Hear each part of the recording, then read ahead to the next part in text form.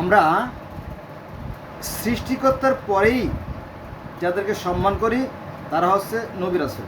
জানেন তো, সৃষ্টিকর্তার পরেই আমরা নবী রাসূলকে ভক্তি শ্রদ্ধা করি।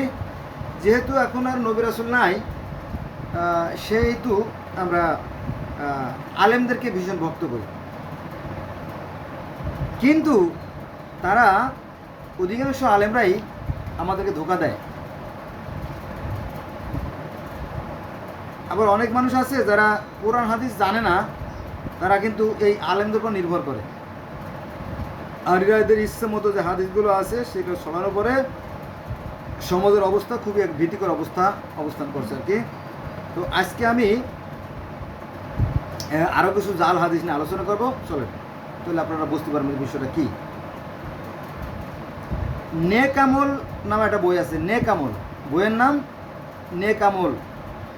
এই বইতে কি আছে জানেন? দোয়ায়ে নাদে আলী, দোয়ায়ে নাদে আলী, দুরুদ নাদে আলী বলে ডাকে। বিপদে পড়লে আলী আলী বলে ডাকে। এগুলো সেরেকি এবং জাল। আমরা গ্রামে কোনো ভারী কাজ করলে ইয়া আলী, আলী বলে ওই যে ভারী ভারী বোঝা মাথার পর তুলে দেয়। তারপরে ওই যে আপনার নৌকা, নদী থেকে নৌকা বা পুকুর থেকে নৌকা টানা বা এরকম ভারী ভারী কাজ, গাছ টানার সময় ইয়া আলী হেই ও আরও জোরে ইয়া আলী। এই কথা বললে নাকি শক্তি আসে। হ্যাঁ, এরকম আমরা এগুলো করছি, এখনও এগুলো চালু আছে। এগুলো সঠিক না। আচ্ছা, এবার আসেন, এর আগে 41 নম্বর হাদিসটা আলোচনা করছি। এবার 42 নম্বর সিরিয়ালে উটের পিঠে আলীর কবর শুনছেন না? আমরা উটের পিঠে, ওই যে উটের উপরে যে উঁচু জায়গাটা, ওটা হচ্ছে আলীর কবর। 40 হিজরি 23 রমজান নিহত হয় হযরত আলী। হাসানের জানাজা পড়িয়ে বাড়িতে কবর দেওয়া হয়। নাজাফে কাল্পনিক কবর শিয়া, মক্কা শরীফ, মদিনা শরীফ, নাজাফ, কোরআন শরীফ, মাজার শরীফ, শরীফে ভরে গেছে সমাজ। এগুলো ভিত্তিহীন আর কি। 43 নম্বর একটা হাদিস, এটা হচ্ছে সাহাবীরা নক্ষত্র তুল্য, তাদের একজনকে অনুসরণ করলেই চলে। এই সমস্ত জাল হাদিস সঠিক না। 34 নম্বরে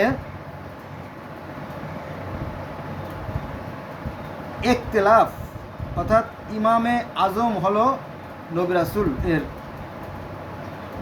সুযোগ নেয়। এটা কী লেখছে আমার স্পষ্ট মনে আসতেছে না। 45 নম্বরে ওয়াসকুরুনি, অস্কুরনি নাম শুনছেন না? যে অস্কুরনি নবী ওই দাঁত ভাঙার কথা শোনার পরে নিজের দাঁতও ভেঙে ফেলছিল, সেই কথা আর কি। তো অস্কুরনি একজন তাবেঈন ছিলেন। নবীদের পরে আসছে খলিফা, খলিফাদের পরে সাহাবি, সাহাবির পরে তাবেঈন, তাবেঈনদের পরে তাবেঈন। তো অস্কুরনি নবীর সময় ছিলেন না, তার অনেক পরে আসছে। অতএব কথাটা সঠিক না। অতএব এই যে অস্কুরনির দাঁত ভাঙার যে কাহিনী, এই কাহিনীগুলো মিথ্যে কথা। তারপরে ওয়াসকুরুনির যে জুব্বা, অর্থাৎ নবী মুহাম্মদ সাল্লাল্লাহু আলাইহি ওয়াসাল্লাম যে জুব্বা রেখে গেছিলেন, সেটা আছে ওয়াসকুরুনির জন্য। এগুলো মিথ্যে কথা,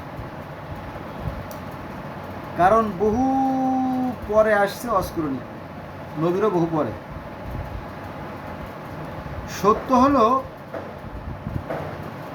মুনাফিকের সর্দার আব্দুল্লাহ ইবনে উবাই ওয়াইজ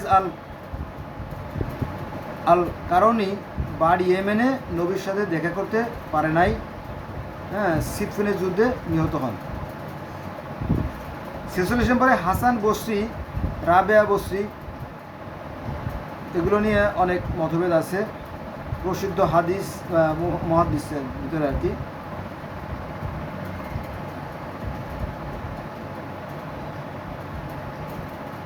ওই যে একটা কাহিনী আছে না যে হাসান বসরি বা রাবেয়া বসরি একদিন এক বালতি পানি আর এক বালতিতে আগুন নিয়ে ছুটতেছিল। তো লোকজনে জানতে চাইলেন, হে রাবেয়া, তুমি এই আগুন নিয়ে আর পানি নিয়ে কেন ছুটতেছো? তখন রাবেয়া বলল যে আমি এই আগুন দিয়ে জান্নাত জ্বালাই দেব আর এই পানি দিয়ে দোজখ নিভাই দেব।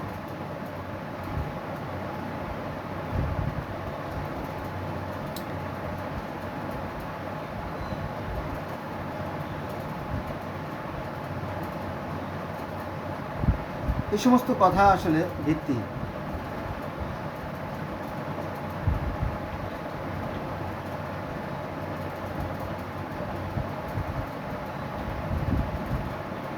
তো এখানে অনেক ধরনের তরিকা আছে, অনেক মতভেদ আছে, যেমন কাদেরিয়া তরিকা,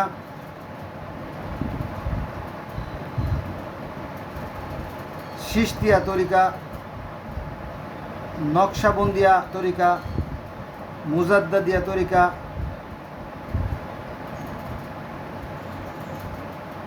এই সমস্ত কিছু লোকে তৈরি করছে। এটার উত্তর আপনার কাছে জানতে চাই। তারপর আসেন 47-এ আউলিয়াদের কেরামতি, এগুলো হাদিস না।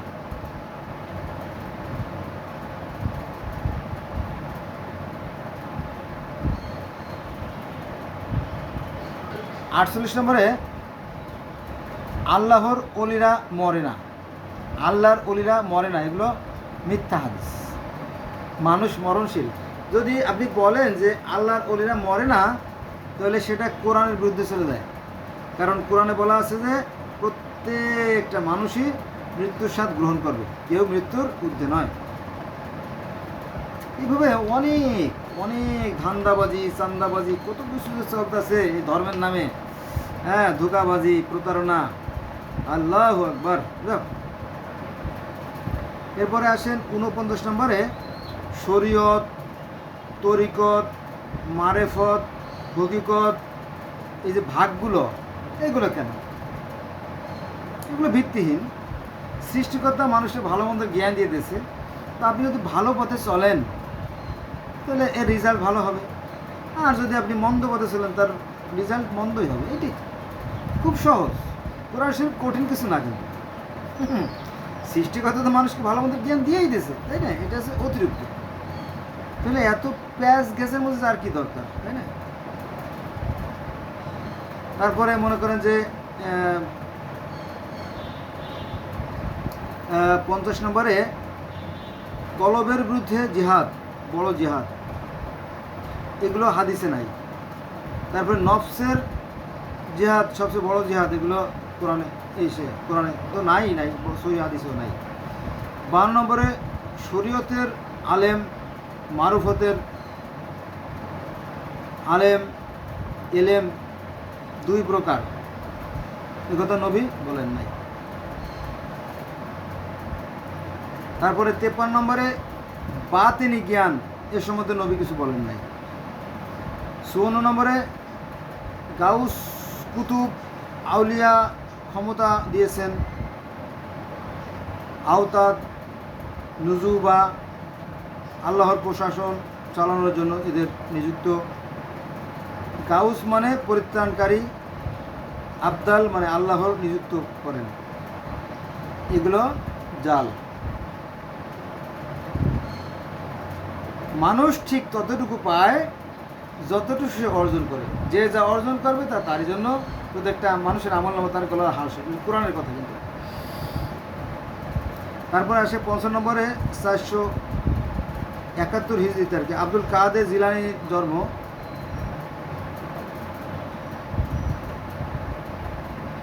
কিন্তু তাকে মহান পরিত্রাণ দাতা গাউসুল আজম বলা হয়। মায়ের পেট থেকে কোরআন শিখেছেন, এই সমস্ত মিথ্যে কথা। মায়ের পেট থেকে কোরআন শিখেছেন, এগুলো মিথ্যে কথা। কিন্তু আমরা, কিন্তু যারা নিম্ন শ্রেণীর মানুষ, যারা তারা এতে অভ্যস্ত। এদেরকে কে বুঝবে বলেন? ওরা তো লেখাপড়া জানে না, মূর্খ, বিপজ্জনক, ভয়ঙ্কর, পাগল।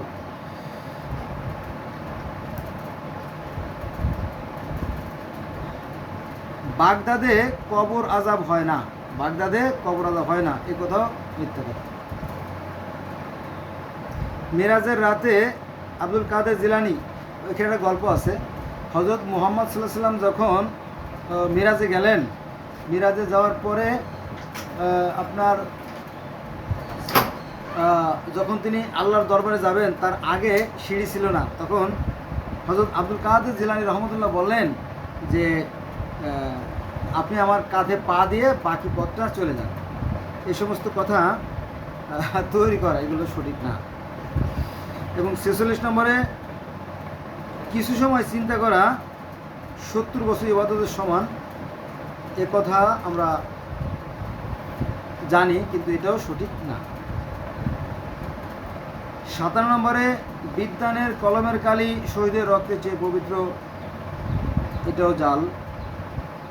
58 নম্বরে, আমার উম্মত ইহুদি নবীর চেয়ে উত্তম, এগুলোও জাল। মুসার সাথে ইমাম দাজ্জালির সাক্ষাৎ, এগুলো মিথ্যা।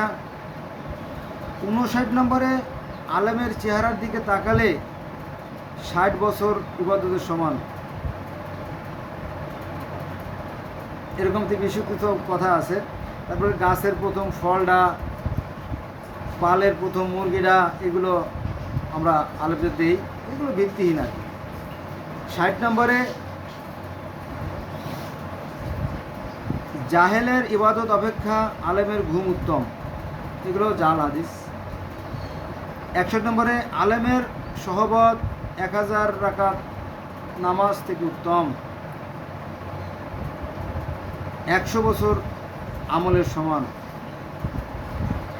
এই জামানা, ওই যে মানে আলেমরা বলে থাকে যে এক জামানা সহবাতকে আউলিয়া, আছেন, এক জামানা সহবাতকে আউলিয়া, এই ধরনের কথাবার্তা ওয়াজে শোনা যায়, হ্যাঁ, মসজিদে শোনা যায়। এগুলো এদের তৈরি করা কথাবার্তা, এটা কোরআন বিরোধী কথাবার্তা। তারপরে 62 নম্বরে, আসরের পরে লেখাপড়া করা হারাম বা নিষেধ, এই কথাটা কোরআনে নাই, সহিহ হাদিসেও নাই। তারপরে 63 নম্বরে, চীন দেশে গিয়ে জ্ঞান অর্জন করো, এগুলো নাই, সহিহ হাদিসে নাই। 64 নম্বরে, রাতে কিছু সময় ইলম চর্চা করা সারা রাত ইবাদতের সময়, এগুলো নাই। এগুলো আছে মকসুদুল মুমিন, বেস্তিজোর, খায়রুল আসর, এই সমস্তগুলোতে আছে। হ্যাঁ, তো কিছু কিছু আলেম বলতেছে এই সমস্ত গ্রন্থ আপনার ইমানকে নষ্ট করে দেবে, এগুলো যদি ঘরে থাকে তাহলে পোড়াই ফেলবেন, পোড়াইয়া না পড়ানোর পর্যন্ত আপনি কি শুইতে যাবেন না, এরকম কেউ কেউ আবার খেপে যায় যারা সঠিক আলেম। আজকাল তো মক্কা যাচ্ছে আপনার আল আজহার বিশ্ববিদ্যালয়, তারপর মদিনা ইউনিভার্সিটি থেকে তারা, তাই না, সেখানে 20 বছর থেকে শত বছর আসতে, তাই না। তো আগে তো মানুষ যেগুলো শুনতো সেগুলো লেখতো, আর এখন তো, তাই না, অনেক উন্নত হয়েছে আর কি। এবার আসেন 65 নম্বরে, এলেম দুই ভাগে, শরীয়তি এলেম এবং মারুফতি আলেম। কোরআনে মারুফতের চেয়ে জ্ঞান বেশি, কোরআনে মারুফতের জ্ঞান বেশি, এলমে জাহের, এলমে বাতেন, এগুলো সহিহ হাদিসগুলোতে নাই। তারপরে 66 নম্বর, ভক্তিতে মুক্তি, এটাও নাই, ভক্তিতে মুক্তি, এটাও নাই।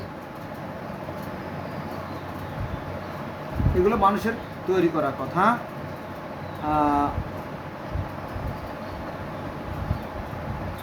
দেশপ্রেম, স্বদেশ প্রেম ইমানের অঙ্গ। 68 নম্বরে, কুলুপ ব্যবহার না করলে গোরাদাব হবে, কুলুপ ব্যবহার করলে গোরাদাব হবে, এটাও সহি কোনো হাদিসের কথা না।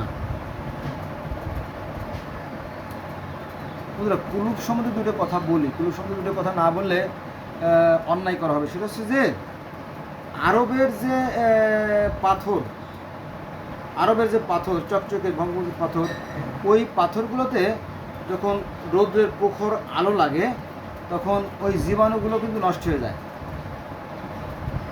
হ্যাঁ, জীবাণুগুলো নষ্ট হয়ে যায়, আর ওগুলো ব্যবহার করলে তেমন কোনো ক্ষতি নাই। কিন্তু আমাদের দেশে দেখবেন যে ওই পুকুরে বা খালে বিলে যেখান থেকে কাদাকে এভাবে মুঠি করে করে করে আপনার কুলুপ তৈরি করা হয়, তো ওর ভিতরে অনেক ময়লা